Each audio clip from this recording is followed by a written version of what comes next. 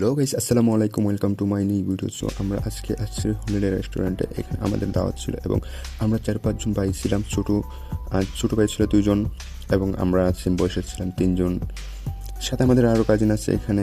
তো এটা কিন্তু হলিডে রেস্টুরেন্টের নিচের যেই ডেকোরেশনটা বাতি ছিল, সুন্দরই দেখা যাচ্ছিলো মোটামুটি। যাই উপরে গিয়ে দেখি। আর উপরে আমরা যেহেতু জুম্মার নামাজ পড়ে আসছি, আর নামাজের পর আমরা বাসা থেকে গিয়ে একটু রেডি হয়ে আসছি। তো এই জন্য একটু লেট হয়ে গেছে আসতে আমাদের।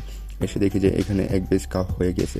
তো আমাদের সাথে যারা আমরা সবাই একসাথে বসবো, কারণ বিয়ের অনুষ্ঠানে বা যে কোনো অনুষ্ঠানে যদি একসাথে সবাই আসেন, একসাথে না বসলে কিন্তু সেটার মজা নাই, খাওয়াটা কোনো বিষয় না।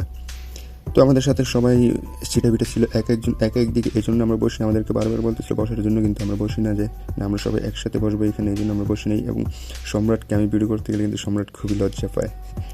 সম্রাটকে ক্যামেরা ধরলে সম্রাট হাসি মারে, এই জন্য আমি সম্রাটের দিকে ধরতেছিলাম যে। এবং আমাদের এখানে যে খুবই পর্দাশীল, এই জন্য আমরা তাদেরকে দেখাই। এবং আমাদের সামনেই কিন্তু নরসিংদী স্টেশন আছে, এটা কিন্তু ছিল নরসিংদী রেলওয়ে স্টেশন আমাদের।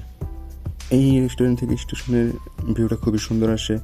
এবং এখানে আরও এক বেজে বসে গেছে খাওয়ার জন্য। আর এটা ছিল সাইব, আমার ছোটো ভাই সোয়ান, সম্রাট, তারা হারতেছিল। আস্তে আস্তে আমরা একসাথে হইতেছি যে না, এই বেস্টের পরেই আমরা বসবো, কারণ আমাদেরও তো খিদে লেগে গেছে, নাকের মাঝে প্রাণ আসতেছে বারবার।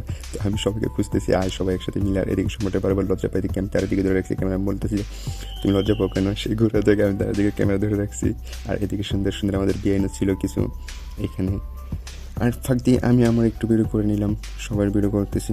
তো আমার একটু ভিডিও করে নিই এখানে। সব শেষে এখন আমরা খাইতে বসবো।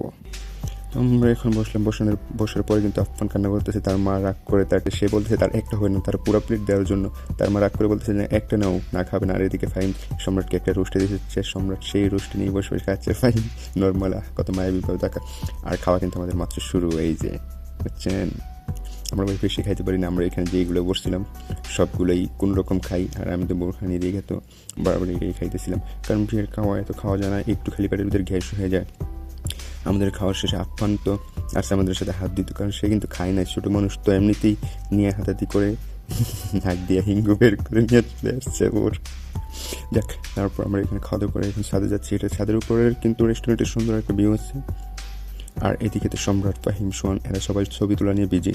আর ভাই একজনে কত ছবি তুলবে, কি আসছে তো পেটের ভিতরে শান্তি। এমনিতেই সম্রাট দাঁড়াচ্ছে, ছবি তুলতেছে, সোহান তুলে দিতেছে, ফাহিম ছবি তুলতেছে।